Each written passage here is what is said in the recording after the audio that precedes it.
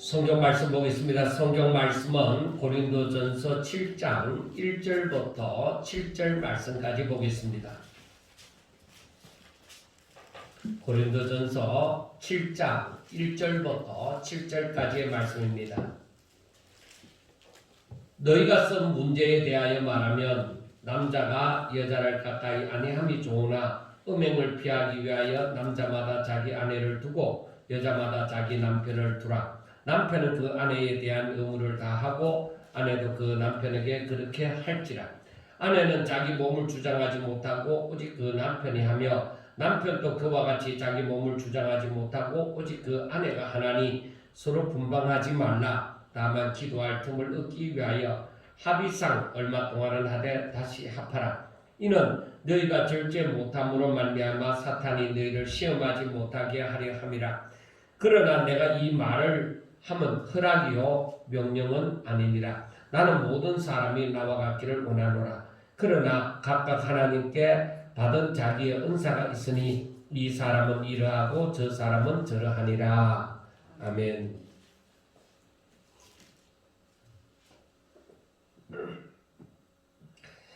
사도 바울이 이제 오늘 읽은 그 본문에서는 7장에서는 고린도 교회가 바울에게 편지를 보내면서 그 자기들의 교회 문제에 대해서 이 문제는 어떻게 했으면 좋겠습니까? 하고 보낸 질문에 대해서 답을 하는 형식으로 말을 하면서 자기의 그 의견을 말을 하는 것입니다.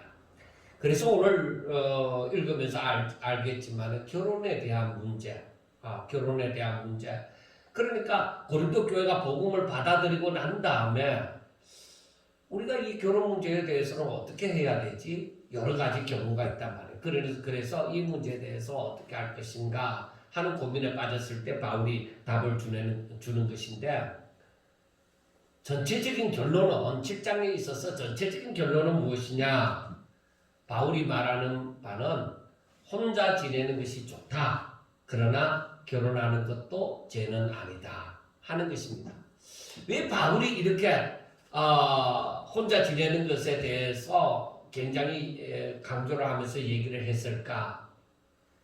그래서 우리가 이것을 알고자 하면은 6장으로 돌아가야 되는 거예요. 6장으로 돌아가서 19절과 20절 말씀에 보면은 너희 몸은 너희 하나님께로부터 받은 바 너희 가운데 계신 성령의 전인 줄을 알지 못하느냐? 너희는 너희 자신의 것이 아니라 값으로 산 것이 되었으니 그런즉 너희 몸으로 하나님께 영광을 돌리라. 그렇게 말씀을 했습니다. 그리고 이 말씀은 우리가 로마서를 보았는데 이 로마서에 보면은 12장 1절과 2절에서 말하는 그 중심에서 그대로 흘러나온 것입니다. 그러므로 형제들아 내가 하나님의 모든 자비하심으로 너희를 권하노니 너희 몸을 하나님이 기뻐하시는 거룩한 산제물로 드리라. 이는 너희가 드릴 영적 예배니라. 너희는 이 세대를 본받지 말고 오직 마음을 새롭게 함으로 변화를 받아 하나님의 선하시고 기뻐하시고 온전하신 뜻이 무엇인지 분별하도록 하라. 그러니까 로마서 6장 19절과 20절에서 하는 말이나 고린도전서 6장 19절과 20절에서 하는 말이나 로마서 12장 1절과 2절에서 하는 말이 누가 했는 말이에요? 다 바울이 했는 말이에요. 그 바울의 중심에서 나온 말입니다. 그러니까 말이 달라서 그렇지, 단어가 달라서 그렇지 사실은 같은 맥락에서 하는 얘기입니다. 한마디로 말하면 너희 자신을 오직 하나님의 영광을 위해서 드리라. 왜? 너희들은 너희 자신의 뜻이 아니라 하나님께서 독생자 예수 그리스도의 피로 값주고 산 것이다. 그러니까 그 말은 너희들은 내 것이다. 그렇기 때문에 너희는 너희 자신의 것이라고 얘기하지만은 아니다. 너희는 내 것이다. 그러므로 너희 자신을 하나님의 영광을 위해서 돌리라. 이런 말씀입니다. 이 사상이 바울에게는 그대로 모든 바울 서신에 그대로 다 스며들어 있는 것이에요. 오직 그게 목표예요. 그게 중심이에요. 그래서 우리가 이 말씀이 그러면 예수님이 하신 말씀과도 통해야 되잖아요. 맞아야 되잖아요. 그래 그게 바로 제가 항상 얘기를 했던 마태복음 16장 24절과 25절 말씀이죠. 누구든지 나를 따라오려거든 자기를 부인하고 자기 십자가를 지고 나를 따를 것입니다. 누구든지 제 목숨을 구원하고자 하면 잃을 것이요 누구든지 나를 위하여 제 목숨을 잃으면 찾으리라. 그러니까 예수님이 하신 말씀이나 예수님의 제자들에게 하신 말씀이나 바울이 그 로마 교회나 이 고린도 교회에 하신 말씀이나 같은 거예요. 그 예수님과 바울이 성도들을 향하여 하신 말씀은 예수님을 구세주로 믿는 모든 사람들은 피로 값주고 산 것이다. 하나님이 피로 값주고 산 것이다. 저 죽은 자들 가운데서 그 대가를 치르고서 저들을 생명 가운데로 사올 것이다 이 말이에요. 그렇기 때문에 너희들은 이제 오직 하나님의 영광을 위해서 살아라 하는 그 말씀입니다. 이게 신약 전체에 흐르는 사상이에요. 우리가 로마서 12장, 로마서 전체를 보면서 1장에서부터 16장까지 이 전체를 보면서 믿음으로 구원을 얻는다 하고 얘기를 합니다. 그건 안다. 그건 아는데, 자, 그러면 우리가 믿음으로 살아라. 그 믿음으로 사는데, 그러면 어떻게 살 것이냐?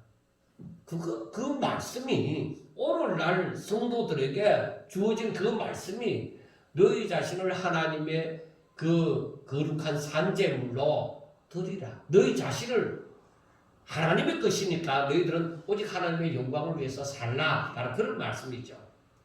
이 중심을 알지 못하고 신약 성경을 보면은 사람들이 믿음은 구원받는다. 거기에만 초점이 맞춰진 거예요. 내가 구원받은 자로서 어떻게 사는 것인지 그것은 저 산상수훈 마태복음 5장, 6장, 7장에서 나오는 산상수훈에 가서 거기에서 어떻게 살 것인지 찾아보라. 예, 맞습니다. 그런데 그 중심이 어떠한지는 사람들이 잘 몰라요. 그래서 성경을 읽는데 내가 어떤 중심을 가지고 읽어야 되는지 그 가운데서 성경을 읽으면서 그것이 파악이 되어져야 되는데 다가와야 되는데 사람들은 성경을 가볍게만 읽는다 이 말이에요. 그러다 보니까 사람들은 성경을 읽으면서 자신의 삶에 도움이 되는 말씀을 많이 얻을 수 있습니다. 도움이 되는 말씀을 많이 얻을 수 있지만은 실상은 그 형편이 어떠하냐? 저들이 성경을 읽지만은 예를 들면은 산에 올라갔습니다. 산에 올라갔는데 와 숲이 울창하다. 저 하늘이 막 이 나무가 하늘에 닿네. 와 하늘이 안 보일 정도. 숲이 빽빽하네.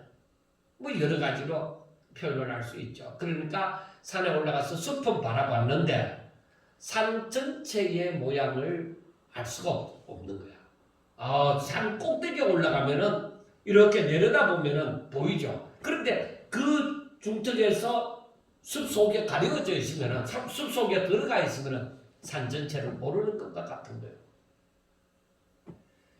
예를 들면은 또 한 가지 예를 들면은 우리가 흔히 예를 드는 것처럼 소경이 코끼리를 만지는 것과 같다.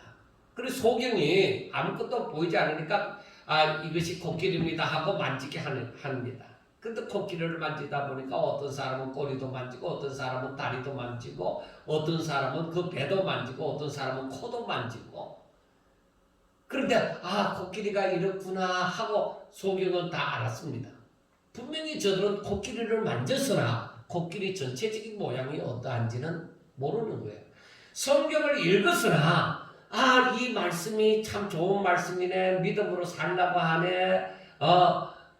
그리고 뭐 여러 가지 얘기가 나오죠.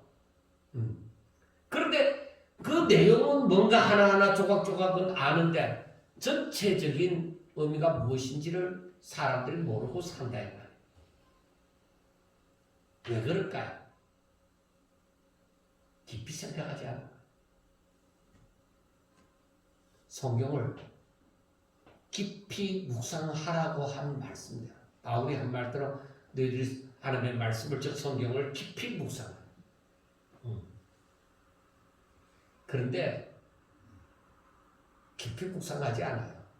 사람들에게 묻습니다. 제자 훈련, 즉 성경 공부는 제자 훈련 난다면서 성경 공부는 많이 했으니까 알기는 기가 차게 압니다. 당신들은 누구를 본받아야 됩니까? 하면은 예수님을 본받아야 됩니다. 예수님이 걸어가신 발자취를 따라가야 됩니다. 그렇게 얘기를 하죠. 그러면 예수님이 어떤 길을 어떻게 걸었을까요? 얘기를 하면은 그때부터 이제 조금씩 더 깊이 들어가면 얼버무리기 시작합니다. 왜? 성경 공부할 때에 그 답은 쓸 수 있을 정도로 알았는데 그 이상은 모른다는 거예요. 그래서 사람들이 성경을 읽어도 어떤 의미에서는 수박 끝 핥듯이다. 그 수박 끝을 핥는다면 좀 너무 초보인 것 같고 수박 맛은 보는 거예요. 근데 그 깊은 맛이 어떤 건지를 잘 모르는 거예요. 자, 제 자신도 마찬가지예요. 제 자신이 그런 것을 느꼈으니까 제가 더 그걸 확실하게 뼈저리게 느끼고 있는 거죠. 제가 열정을 가지고 전도사 때부터 설교를 해왔습니다. 그래서 설교를 할 때 조용조용하게 전도사 때부터 그렇게 못했습니다. 조용조용하게 못했습니다. 그때부터 설교도 길었고 또 고함도 지르고 이렇게 또 그때는 말은 굉장히 또 빨랐습니다. 그런 말도 빠르게 하면서 그렇게 했습니다. 그만한 자신이 알고 있는 것에 대해서 뜨겁게 표현을 했습니다. 그런데 지금 생각하면은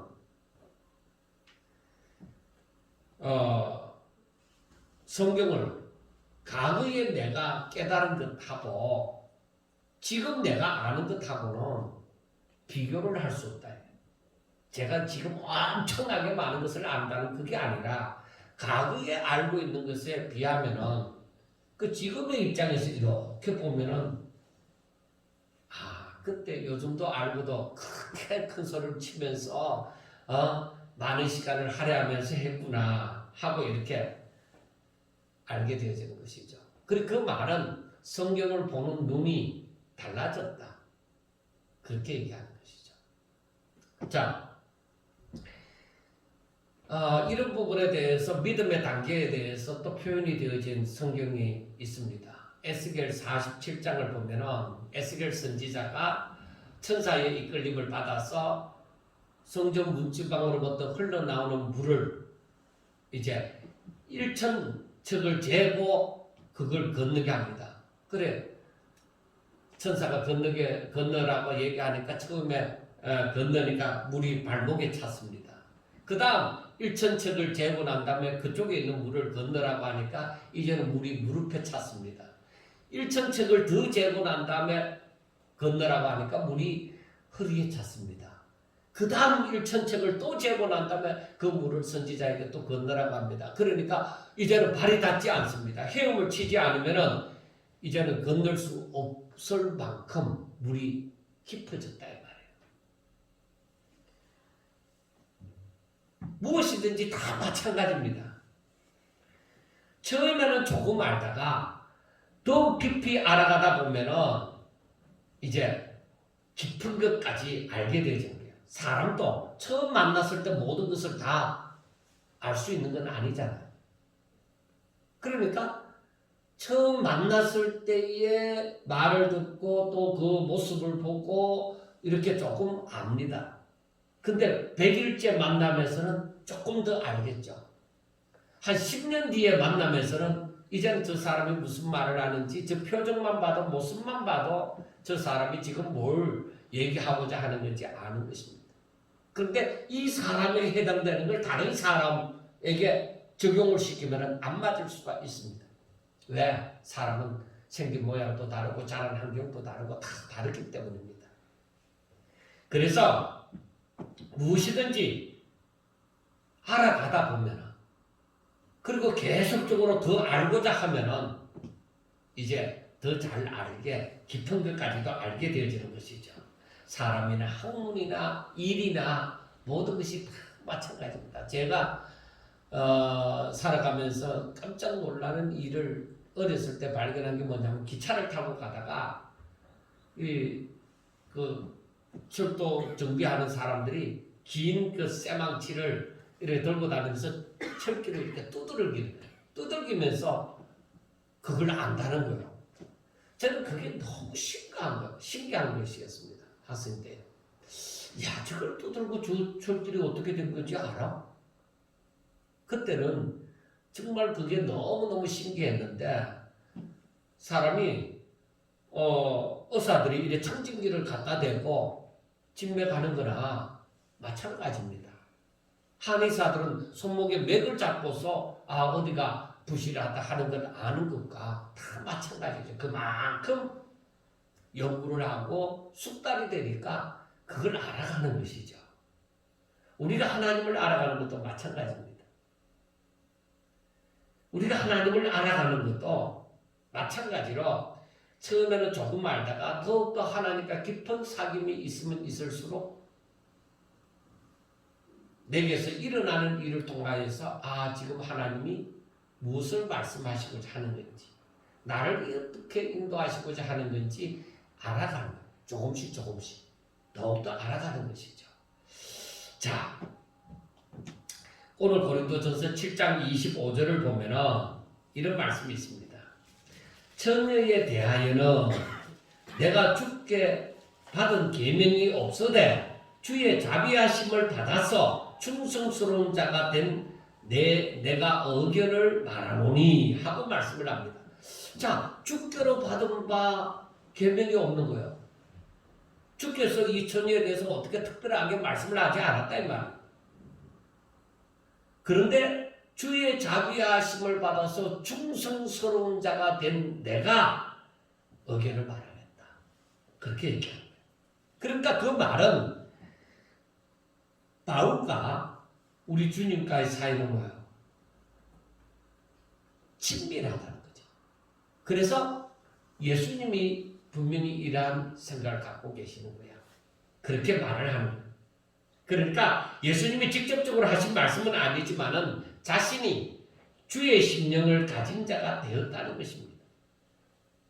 무슨 일이나 말이나 즉 자신의 뜻으로 하는 것이 아니라 주의 심령을 가지고 주의 뜻을 행하는 자가 되어졌다는 것입니다. 내가 오로지 언제부턴가 항상 주의 뜻을 따라서 내가 살아왔기 때문에 그래서 내가 처녀에 대해서 예수님이 직접 하신 말씀이 없다 해도 내가 어떻게 해야 되는 건지 내가 알고 있다는 것입니다. 어떤 것이 하나님의 뜻인지. 그러니까 깊은 교제를 하는 것이죠. 그러니까 바울이 빌립보서 3장에 보면 특히 그런 부분에 대해서 많이 나오는데 빌립보서 3장 13절과 14절을 보면 우리가 잘 아는 말씀이 나옵니다. 형제들아 내가 아직 내가 작은 줄로 여기지 아니하고 오직 한 일 뒤에 있는 것은 잊어버리고 앞에 있는 것을 잡으려고 표대를 향하여 예수 그리스도 안에서 하나님이 위에서 부르신 부름의 상을 위하여 달려가노라. 그러니까 바울이 살아가는 것은 뭐야? 오직 하나님께서 자신을 부르신 그 부름의 상을 위하여 저 표대를 향해서 자신이 열심히 달려간다는 거예요. 그러니까 하나님과 더욱더 깊은 사귐이 있는 것이죠. 자, 그러니까 예수님이나 바울이 성도들을 향한 메시지는 한결같다는 거예요. 틀림이 없는 거예요. 그러니까 중생한 자로 거듭난 자로 새로운 피조물로서의 삶을 살아라. 너희들이 하나님의 것이 되어졌으니까 이제는 하나님의 생명이 너희들 가운데 있으니까 너희들은 하나님의 생명으로 살아라. 하나님의 말씀으로 살아라. 하나님의 뜻으로 살아라 하는 말씀이에요. 그리고 성경에 있는 대로 너희 자신을 오직 하나님의 영광을 위해서 드리라. 거룩한 산제물로 너희 자신을 드리라는 것입니다. 그리고 그래서 하나님이 주인이 되시고 자신은 그 하나님의 종이 된 그 하나님의 중심의 삶을 살아라. 오직 아버지의 뜻을 위하여 살아라 하는 말씀입니다. 자, 이제 이런 맥락으로 고린도전서 7장을 보면은 바울이 하는 말을 잘 이해할 수가 있을 것입니다. 자, 1절에 보면은 남자가 여자를 가까이 아니함이 좋으나 하고 말씀을 했습니다. 남자가 여자를 가까이 아니함이 좋다. 왜 이런 말씀을 했을까? 우리의 생각이 갑자기 혼돈이 되어지는 거예요. 왜냐? 사람들은 흔히 창세기 2장 18절에 있는 말씀처럼 여호와 하나님이 이르시되 사람이 혼자 사는 것이 개혁성경에는 독처하는 것이 좋지 아니하니 내가 그를 위하여 돕는 배필을 만들리라. 그랬잖아요. 아담이 혼자 있는 것이 좋아 보이지 않으니까 다른 자기 앞으로 지나가는 모든 짐승들을 다 그 이름을 지어주고 했는데 그 모두 다 암수가 있는데 하다못해 꽃도 암수가 있고 한데 그런데 어떻게 사람은 이 아담 혼자 보이다 이거예요. 그래서 하나님께서 아담을 잠들게 해서 그 갈빗들을 뽑아서 이제 여자를 만들어서 돕는 배필로 만들어 주신 것이죠. 그런데 왜 바울은 남자가 여자를 가까이 아니함이 좋다고 했느냐? 안 좋을 것 같으면 하나님이 진작 하와를 만들지 말아 했어야 되지. 왜 남자가 여자를 가까이 아니함이 좋다고 말을 했는가 하는 것입니다. 하나님께서는 분명히 혼자 사는 것이 좋지 않아 보여서 배필을 만들어 주셨는데 말입니다. 그래서 우리는 6장 마지막 부분에 말씀하신 너희는 너희 자신의 것이 아니라 피로 값주고 산 것이니 오직 하나님의 영광을 위하여 살아라 하는 그 뜻이 이 7장 1절에 그대로 접목이 되어진 거예요. 더구나 세상에는 성도들이 신앙생활을 잘하는 데 있어서 걸림돌이 되어지는 것들이 너무나도 많이 있습니다. 그래서 자신이 세상에서 감당해야 하는 일이 많으면 많을수록 신앙생활을 하기가 힘이 든다는 것을 말씀을 해줍니다. 그래서 바울은 신앙생활에 집중해서 잘하기 위하여서 남자가 여자를 가까이 아니함이 좋다 그렇게 말을 한 거예요. 그래서 나중에 그 다음에 혼자 사는 것이 좋다고 말을 하고서는 결혼하는 것도 죄를 짓는 것은 아니다. 그렇게 얘기한 거예요. 그래서 우리가 바울이 이런 말을 하게 된 배경을 알아야 돼요. 그 당시에 바울 당시에 종말론이 곧 예수님이 재림하실 것처럼 생각하는 그 종말론이 굉장히 팽배를 했습니다. 왜? 그 시대만 해도 이때가 이제 소돔과 고모라와 같은 때다. 막 그렇게 생각을 했으니까 그 당시에 종말론이 굉장히 팽배하다 보니까 사도 바울도 예수님이 언제 오실는지는 알 수 없지만 곧 오리라고 생각한 거예요. 그러니까 너희들이 결혼해서 살다가 거기에 너무 매이다 보면은 신앙생활을 똑바로 할 수 없으니까 그러니까 차라리 혼자 살 수 있는 사람은 혼자 살아라는 얘기예요. 그 당시에. 그래서 이 7장 1절에 있는 이 말씀이 나와진 거예요. 자, 그래서 우리 사람들에게 바울이 얘기하는 바는 사람들에게 6장 19절 그 말씀이 그대로 적용이 되어져서 어떻게 하느냐. 사람들이 우리가 이 땅에 사는 것이 나의 안정된 삶을 위하여서 내가 먹고 마시고 사는 것이 아니라 오직 하나님의 영광이 있다. 나의 안정된 삶의 내 초점, 삶의 초점이 있는 것이 아니고 하나님께 영광 돌리는 데에 내 삶에 사는 목적이 있다는 거예요.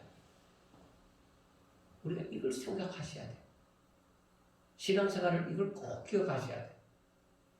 사람들이 알기는 기가 차게 알지만은 절대로 적용하지 않아요. 좀처럼 적용하지 않아요. 자, 문제는 사람마다 연약한 점과 부족한 점이 다 다르다는 것입니다. 사람마다 그 형편이 다르다는 것인데 공통된 점은 무엇이냐? 사람은 누구나 행복을 추구합니다. 내가 마음이 평안하고 내가 안정된 삶을 살기를 원하는 거예요. 그 다음 사람들은 시들시들 아프면서 그렇게 생활만 안정되면 뭐예요? 그러니까 건강하기를 바라요. 그래서 사람들은 건강이 최고다. 그렇게 얘기를 해요. 그리고 자신이 하나님을 믿으니까 나는 하나님을 잘 믿고 싶다 하는 거죠. 근데 이 모든 것에 가치 기준이 다 다릅니다. 자, 사람마다 얼굴이 다른 것처럼 받은 은사도 다르고 자신이 자라는 배경도 다르고 그리고 형편과 처지가 사람마다 다 다른 거예요.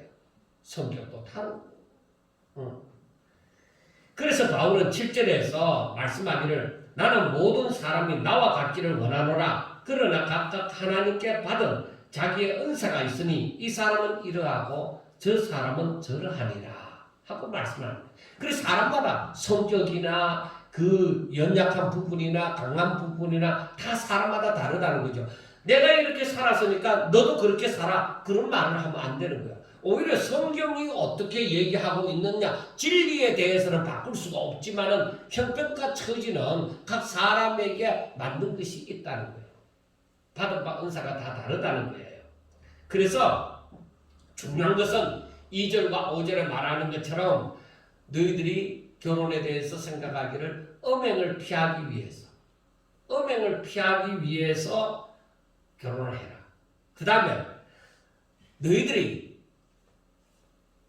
절제하지 못함으로 인하여서 결혼을 하라. 그렇게 얘기하는 거예요. 그게 뭐냐?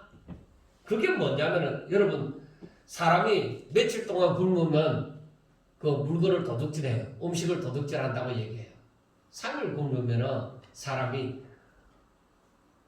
음식을 도둑질해서 먹는다고 얘기를 해요. 일부러 굶지 않은 이상. 그런데 마찬가지. 그것이 먹는 것이 우리 사람이 먹어야만 살잖아요. 그것이 먹고자 하는 것이 본능이듯이 성적인 것도 이것도 다 본능이다. 그런데 내가 그것을 절제하지 못함으로 그 본능을 절제하지 못함으로써 죄를 범하는 것보다 차라리 결혼해라. 절제하지 못하겠거든 차라리 결혼해라. 그런 음행을 피하기 위해서 오히려 그 사람은 혼자 사는 것보다 차라리 결혼을 하는 것이 낫다. 그렇게 얘기하죠. 나중에 뒤에서 나오겠지만은 그래서 젊은 가부에 대해서 갑자기 남편이 어떤 사고로 어떤 병으로 일찍 결혼한 지 몇 년 돼도 안 해서 죽어버렸을 경우가 있잖아요. 그래서 그런 젊은 가부에 대해서는 이러한 말이 더욱더 그대로 적용이 되어졌던 것이죠. 혼자 살지 못하겠거든. 차라리 그것 때문에 당신이 하나님을 제대로 못 믿고 오히려 이 죄를 범할 것 같으면 음행을 할 것 같거든. 차라리 결혼해라. 그렇게 얘기를 하는 거예요. 자, 그 다음에 우리가 이 말씀을 가만히 보면서 사도 바울이 말하고자 하는 것이 무엇이냐? 자, 독신으로 사는 것도 그러니까 혼자 사는 것도 절제할 수 있다고 해서 혼자 사는 것도 그리고 결혼해서 사는 것도 어떤 모습으로 살아가나 하나님의 영광을 위해서 하라는 거예요. 혼자 살아도 하나님의 영광을 위해서 결혼해서 살더라도 하나님의 영광을 위해서 살라는 거예요. 우리가 이 말씀을 잘 깊이 있게 이해를 하셔야 되는 거예요. 그러면 모든 경우에 있어서 누구를 생각했어가 아니라 오직 하나님의 영광을 위한다는데 초점을 맞추면 되는 것입니다. 그래서 7장 전체를 우리가 아울러서 보면은 독신으로 사는 것이 무조건 잘한 일이다. 그 말은 절대 안 해요. 그걸 분명하게 알아요. 독신으로 사는 것은 무조건 잘한 일이다. 절대 아닙니다. 그러니까 9절에서 만일 절제할 수 없거든 결혼하라.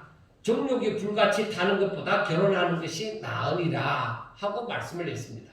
그러니까 혼자 사는 이유가, 독신으로 사는 이유가, 우리가 독신주의자들하고 많이 얘기하잖아요. 오늘날에 젊은이들이 혼자 사는 사람들이 많잖아요. 그런데 그 혼자 사는 것이 다른 사람의 간섭을 받기 싫고 내 나름대로 돈 벌어서 먹고 살 수 있고 그러니까 나는 차라리 혼자 살 거야. 그렇게 해서 자기 자신을 위해서 자유롭게 사는 일이라면은, 그런 독신이라면은 바울이 말하는 독신하고는 다르다는 것입니다. 그래서 세상이 독신주의를 말하는 것, 그거하고는, 바울이 말하는 독신하고는 다른 거예요. 성도라면은 마땅히 어떻게 하면 하나님의 영광을 위하여 살까, 이걸 고민하여 보면은 바울이 건면하는 말이 이해가 될 거예요. 내가 독신으로 살고자 할 때에 분명히 내가 절제할 수 있는 그런 힘이 있고, 독신으로 살고자 할 때에 나는 오로지 하나님의 영광을 위해서 독신으로 살겠다. 이게 진정한 바울이 말하는 독신이에요. 내가 다른 데 신경 쓰지 아니하고 오직 하나님께로 가까이 나아가는데 내가 오히려 더욱더 내가 하나님의 영광을 위해서 살리라, 이럴 때에 바울이 말하는 독신으로 사는 거예요. 그게 아니면은 독신으로 사는 것은 오히려 죄를 범하는지도 몰라요. 자, 그래서 바울은 결혼한 자들에게, 그리고 이혼한 사람들에게, 그리고 처녀 총각들에게 하는 말의 결론이 무엇이냐? 오직 하나님의 영광을 위하여 혼자 사는 것이 좋다. 오직 하나님의 영광을 위하여서는 혼자 사는 것이 좋다. 그러나 절제할 수 없으면 차라리 결혼하는 것이 좋다. 그것도 죄가 되는 것은 아니다. 그렇게 얘기를 해요. 자, 그러면 우리가 알아야 돼요. 자신이 혼자 살면서 하나님의 영광을 위하여 자신을 드리지 않으면은 그것은 혼자 사는 의미가 바울이 말하는 남자가 여자를 가까이 아내하기 좋다는 말을 하고는 다른 거예요. 그 의미는 다른 거예요. 우리가 그걸 분명하게 알아야 돼요. 그래서 또 성적 본능을 절제할 수 있다고 할지라도 하나님의 영광을 위하여 살지 않는 것은 바울이 말하는 그 독신의 의미와는 아주 거리가 먼 것이고, 우리가 생각해야 할 것은 오직 하나님 영광을 위하여, 하나님 영광을 위하여, 내가 하나님 앞에 더 가까이 나아가기 위하여, 내가 남은 생애를 온전히 하나님 앞에 영광 돌리기 위하여, 그래서 결혼하라. 참 독신으로 살라. 그런 얘기입니다. 자, 그렇다면 독신에 대해서는 그만큼 얘기하고 결혼 생활은 어떠냐? 자, 이것도 생각을 잘 하셔야 돼요. 왜? 오늘날 교회에서 이 결혼에 대해서도 책들이 많이 나와져 있지만은 그 본연의 그 중심을 빈당하는 것 같은 그런 것이 있기 때문에 우리가 이것도 잘 생각하셔야 돼요. 그래야 성경이 이해가 되죠. 자, 결혼 생활은 어떠하냐? 분명히 좋은 점은 많습니다. 결혼한 사람은 함께하는 가족으로 인하여서 육신의 고난이 있다. 그렇게 말씀을 했습니다. 오늘 7장 성경에 보면은 결혼한 사람들은 바로 함께하는 그 가족으로 인해서 그 육신의 고난이 있다고 분명하게 말씀을 했습니다. 자, 여기에 보면은 33절과 34절에 보면은 장가간 자는 세상 일을 염려하여 어떻게 하는가? 세상 일을 염려해서 어찌하면은 내가 아내를 기쁘게 할까? 34절에서는 어찌하면 내가 남편을 기쁘게 할까? 그게 행복이라고 생각하니까. 그래서 결혼한 자들은 서로 사랑하는 그 꿈을 그리면서 살아가는 거예요. 여러분 아셔야 돼요. 그것은 불신자들도 갖는 마음이에요? 갖지 않는 마음이에요? 불신자들도 갖는 마음이에요. 하나님이 결혼하라는 의미가 그런 데 있을까요? 그래서 성경 잘 보라요. 결혼하라는 의미는 너희들끼리 그래 서로 사랑하고 재미난데 여행하고 가자 너희들 둘이 마음이 하나가 되어져서 검은머리 팥불이 될 때까지 잘 살아라. 그런 의미가 아니에요. 하나님께서 사람을 만들 때에 하나님의 영광을 위하여 하나님의 영광의 찬송을 위하여서 사람을 만든 거예요. 하나님의 형상을 입은 사람을 만든 거예요.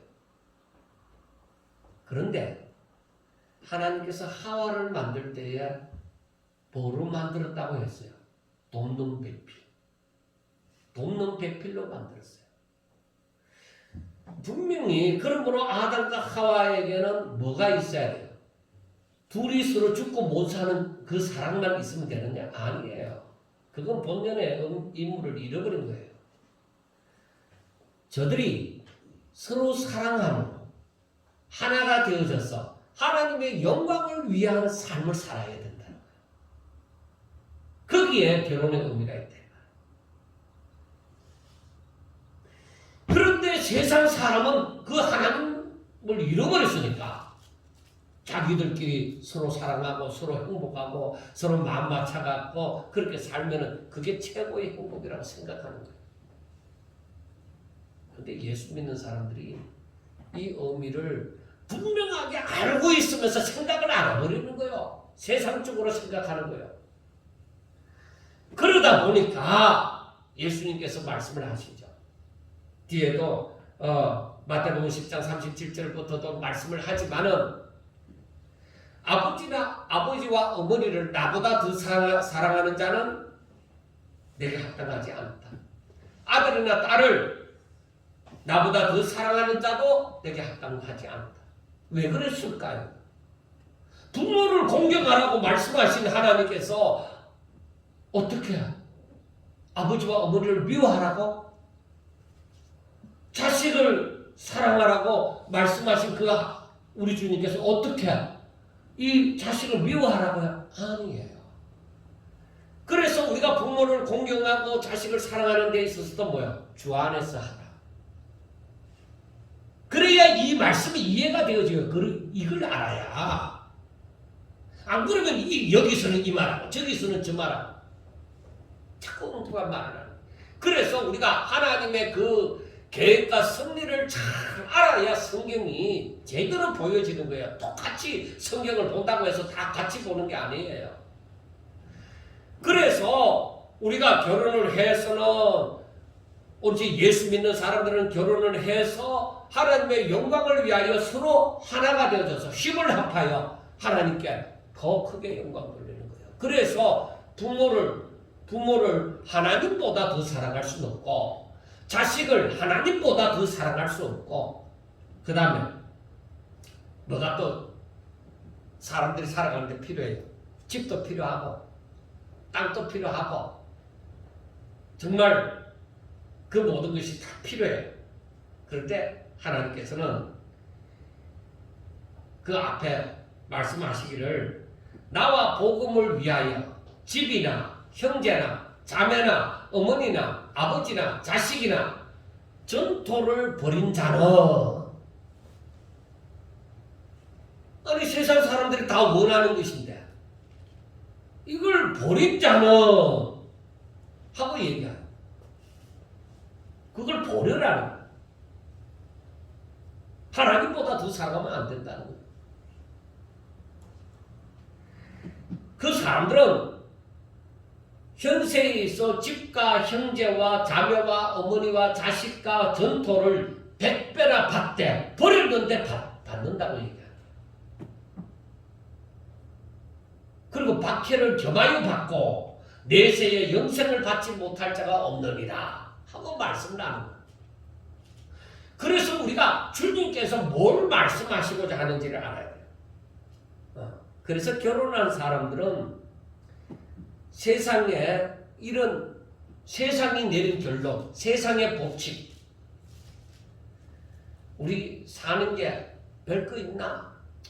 이래 건강할 때 잘 먹고 잘 살고 또 가족들끼리 마음 맞춰갖고 이래 하나가 되어져서 이렇게 서로 오고 가고 재밌게 사는 게 우리 인생 아니겠나?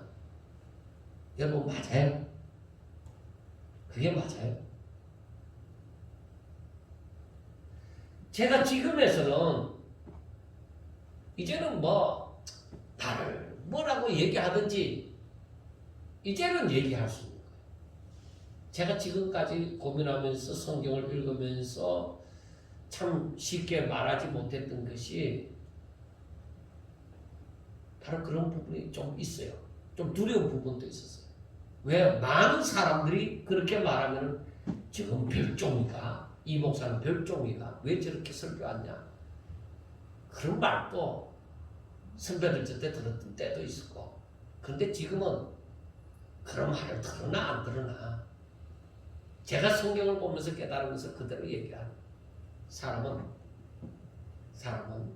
하나님께서 첫 사람 아담을 만들 때부터 하나님의 형상을 입고 그 모양대로 지을 때부터 하나님의 영광을 위하여 만들었다.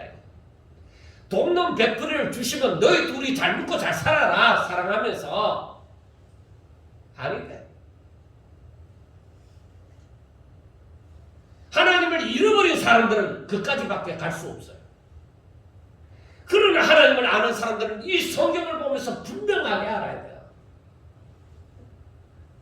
하나님의 영광을 위하여 우리가 지음을 받은 존재이기 때문에 우리의 사명은 하나님께 영광 돌리는 것이 우리의 사명이야. 그래서 우리 부부가 왜 믿음 안에서 하나가 되어져야 되느냐? 하나는 하나님의 영광을 위하고 하나는 육체를 위하고 살아가면 안 맞다 이거. 그래서 바울이 하는 말이 여기에서 보면은 제가 보던 성경이 아니라서 갑자기 몇 절인지 모르겠는데 여기서 보면은 믿지 않는 사람이 헤어지고자 하면은 헤어지라고 얘기하는 거야. 왜 그랬을까요?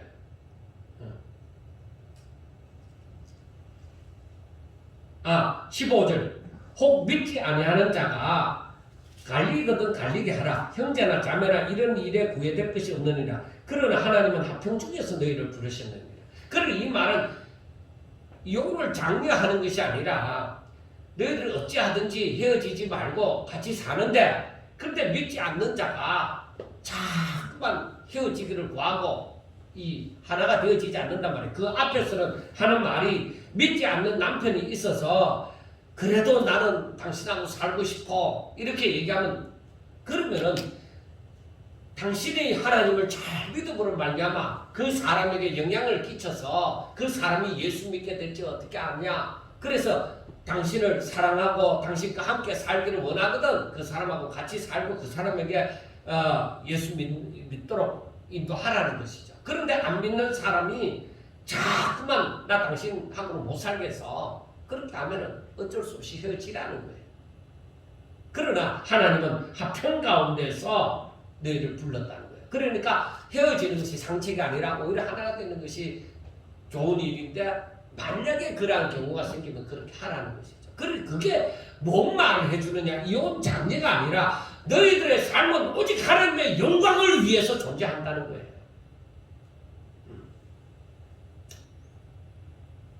그렇기 때문에 우리가 우리의 삶의 목표가 분명하게 나이가 어느 정도 들고 신앙생활을 어느 정도 하면 분명하게 이게 정해져 딱 굳어져 있어야 돼요. 나는 하나님의 영광을 위해서 살아가는 존재다. 먹든지 마시든지 주의 이름으로 하고 내가 믿음으로 살아야 되는 존재다. 이게 있어요. 여러분 이런 마음을 가지고 신앙생활을 할 때에 하나님으로부터 임하는 은혜가 있는 거죠. 왜? 아, 나의 행복이 세상에서 얻어지는 게 아니구나. 내 눈에 보이는 데서 이 행복이 주어지는 것이 아니구나 하고 하는 것을 이제 알게 되어지는 것입니다. 자, 31절에 보면은 세상 물건을 쓰는 자들은 다 쓰지 못하는 자같이 하라. 이 세상의 외형은 지나감입니다. 그리고 그 앞에 뭐라고 얘기를 하느냐면은 29절부터 보면 형제들아 내가 이 말을 하노니 그 때가 단축하여 진구로 이후부터 안에 있는 자들은 없는 자같이 하며 우는 자들은 울지 않는 자같이 하며 기쁜 자들은 기쁘지 않은 자같이 하며 매매하는 자들은 없는 자같이 하며 세상 물건을 쓰는 자들은 다 쓰지 못하는 자같이 하라. 왜? 이 세상의 외형은 다 지나간다. 그래서 세상이 행복을 주는 줄 알았는데 하늘로부터 이 은혜가 임하게 되어질 때 내가 하나님께로 마음을 열고 오직 하나님의 말씀대로 순종하면 갈 때에 정말 헐몬산에 이슬이 내린같이 하늘로부터 세상 사람은 전혀 맛보지 못하는 이러한 이슬 같은 은혜가 우리 가운데 임하게 되어져서 행복이 세상에서 오는 게 아니고 행복이 하나님께로부터 오는 겁니다. 그래서 시인이 하는 말이 너는 하나님을 봐라. 내 소망이 저에게서부터 나온다. 성경이 분명히 얘기하잖아. 그런데 사람들은 이 땅에 살잖아. 그러니까 사람들이 여기에서 못 벗어나. 벗어나고자 할진데 너 자신부터 부인해야 벗어날 수 있다.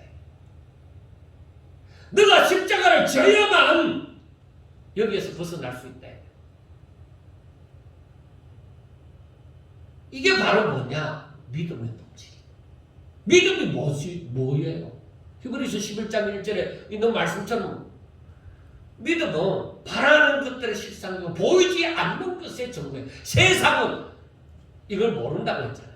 우리가 앞에서 보았지만은 세상 사람들은 이 은혜를 하나님의 지혜를 얻을 수가 없어요. 하나님의 지혜는 오직 믿는 자들을 위해서 자기 백성들을 위하여서 하나님께서 미리 창세 전에 미리 예비하신 것이고 성령으로 말미암아 깨달을 수 있는 것이고 저들을 위하여서 하나님이 예비해 놓으신 것이기 때문에 안 믿는 사람은 이걸 볼 수가 없어요. 우리들의 마음이 세상을 향해서 있으면 이 은혜를 죽을 때까지도 모르고 갈 수도 있어요.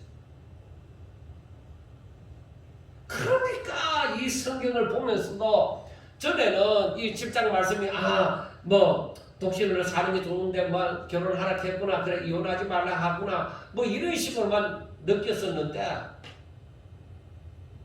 좀 더 시간을 내어서 좀 더 깊이 묵상하고 또 알아가고 살아온 그 모든 하나님께서 인도하신 그 모든 것을 깨달아갈 때에 그게 아니구나, 여기에 깊은 뜻이 있구나 하는 것을 알게 되죠. 그래서 결혼생활은 사람이 내가 어떻게 하면 아내를 기쁘게 할까, 어떻게 하면 남편을 기쁘게 할까, 어떻게 하면 자식을 사랑할 수 있을까. 그래서 제가 아버지 학교, 어머니 학교 무슨 그런 부분에 대해서 제가 별로 안 좋아합니다. 왜? 이 하나님께 영광 돌리는 이 사명에 대해서 잃어버리는 거야. 오히려 사람의 세상에서 바라는 예수 믿어갖고 더 행복하고 더 잘 살고 더 사랑하고 여기에다 초점을 맞추는 거예요. 사람에다 초점 맞추면 안 되는 거예요. 하나님께 초점을 맞춰야 돼요. 그래서 결혼하는 목적이 뭐냐? 서로의 본능을 제어할 수 있고 또 서로가 힘을 합하여 하나님 앞에 영광 돌리는 삶을 살기 위해서. 답이 그렇게 나와야 돼요. 그런데 바로 그렇게 한 마음이 되어져 있으면은 바로 하나님의 사랑을 가질 수가 있게 되죠. 그 사랑으로 사랑하게 되어지는 거예요. 그래서 고린도전서 13장에서 말하는 그 사랑이 그 사람들이 일반적으로 생각하는 그 사랑은 아니라고 제가 가부터 그렇게 얘기하잖아요. 하나님께로부터 받은 바 사랑이 바로 그 사랑이다. 세상에서 말하는 그 사랑 가지고 사랑 얘기하지 말아야 돼요. 그거하고는 다르다는 거예요. 그러니까 누가 이것을 알까요? 누가 이것을 알까? 바로 깨달은 하나님께서 성령을 통하여 깨닫게 하신 자 외에는 모르는 거예요.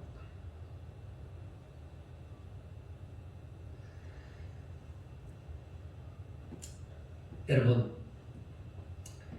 혼자 사는 사람들은 왜 바울이 혼자 살아라 하냐면 32절에 말씀하는 것처럼 내가 어찌하면 주를 기쁘시게 할까?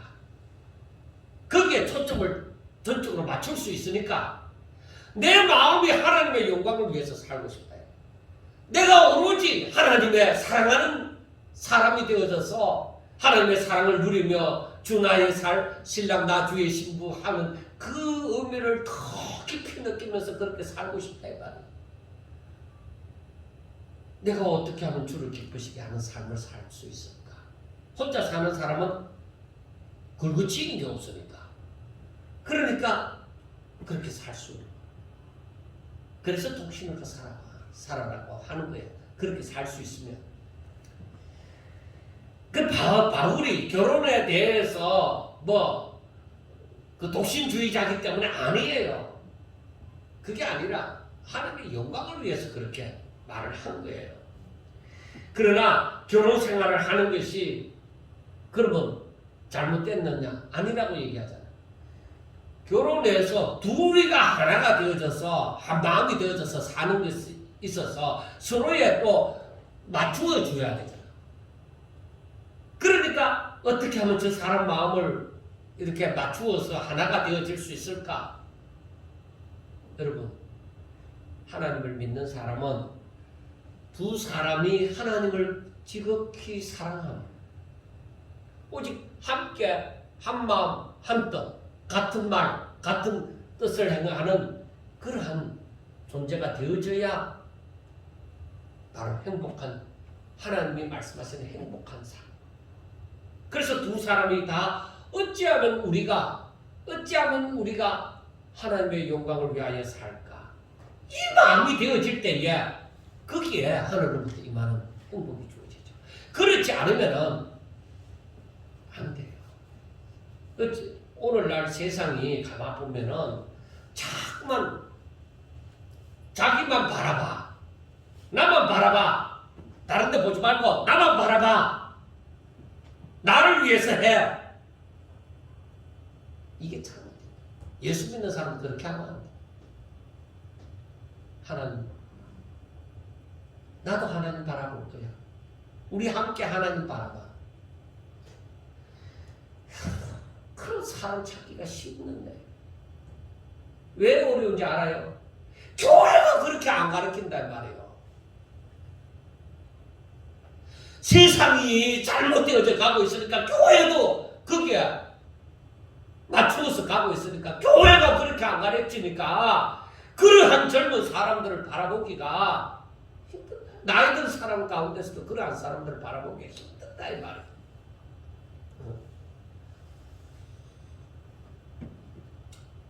그래서 결혼한 사람이 신앙생활을 잘하고자 할 때는 고난이 더 따른다는 거죠. 같이 함께 이게 안 됩니다.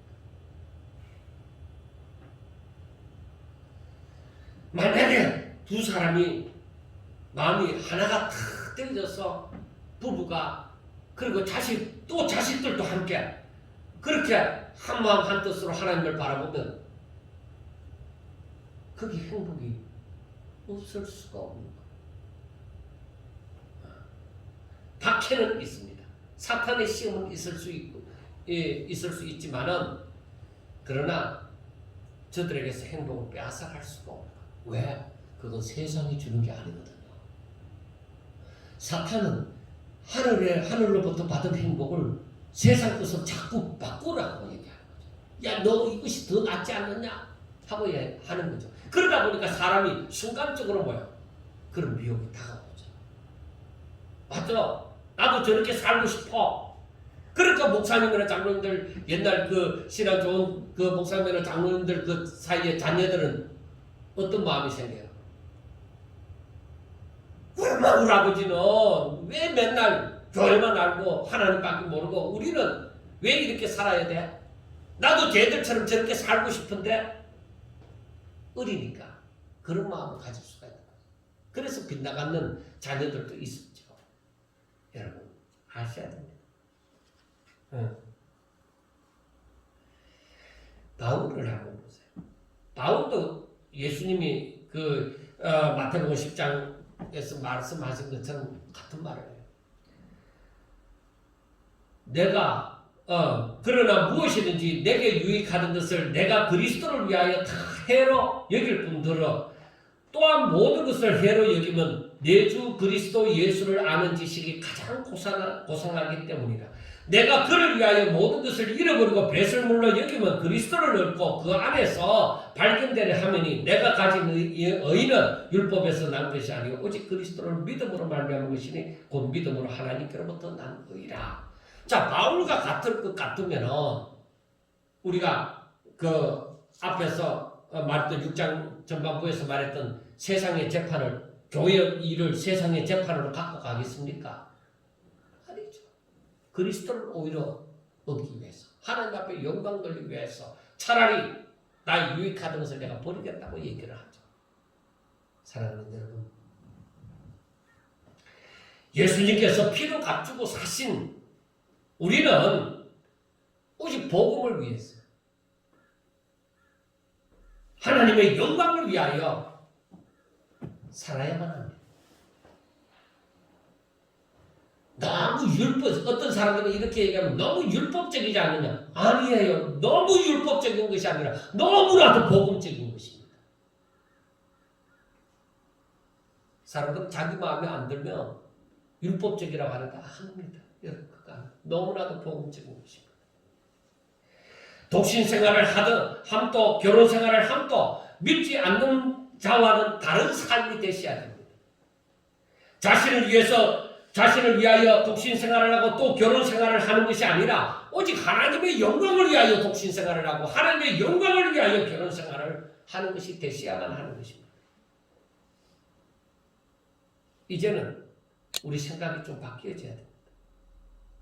내가 뭘 위해서 하나님보다 내가 부모를 더 사랑하냐? 하나님보다 내 자식을 더 사랑하느냐? 하나님보다 내 집이나 전토를 더 사랑하느냐? 만약에 거기에서 한 가지라도 예스 하고 답이 나오면은 하나님을 따르는 자로서의 합당치 않다는 거죠. 분명하게 기억해야 돼요. 이 마지막 때에 분명하게 기억하셔야 됩니다. 그래서 나는 하나님의 것이요. 나는 하나님께서 피로 값주고 산 하나님의 소유요. 나의 모든 것은 하나님의 선물이다. 모든 것이 주께로부터 말미암았다. 이 생각과 나는 오직 남은 생애를 오직 하나님의 영광을 위하여 살리라. 그래서 하나님 앞에 하나님 내가 어떻게 해야 될지 알지 못하니까 내가 성경을 읽을 때 깨닫게 해주시고 기도할 때도 생각나게 해주시고 성령님께서 내가 가다가 넘어질 때에 또 이렇게 세워주시고 내가 알지 못하여서 혼돈 상태에 있을 때 성령께서 내 손을 잡아서 오직 주의 길을 걸어갈 수 있도록 해주세요. 나를 도와주세요. 내가 오로지 하나님의 영광을 위하여 살고 싶습니다. 진짜 교회만 다니는 사람이 아니라 하나님 뜻을 알고 하나님 뜻대로 하나님께서 주시는 복을 누리며 살기를 원합니다. 하는 우리 성도가 되어져서 날마다 정말로 세상에 보이는 것으로 행복해하는 사람이 아니라 오히려 하늘로부터 임하는 신령한 것으로 말미암아 저와 여러분들이 행복한 자가 되시기를 주의 이름으로 축원합니다. 기도드리겠습니다. 하나님, 세상에서 얻지 못하는 그 믿음을 우리가 소유하였으니 아버지여 끝까지 믿음으로 살게 도와주시옵소서. 세상이 어떠하다 하더라도 우리는 세상을 쫓아 살아가는 자가 아니라 오직 하나님의 말씀을 쫓아 살아가는 자가 되게 해주시고 오직 하나님께 영광 돌리며 주님 앞에 섰을 때 칭찬받는 자가 될 수 있도록 주여 축복하옵소서. 예수님 이름으로 감사하며 기도드리옵나이다. 아멘.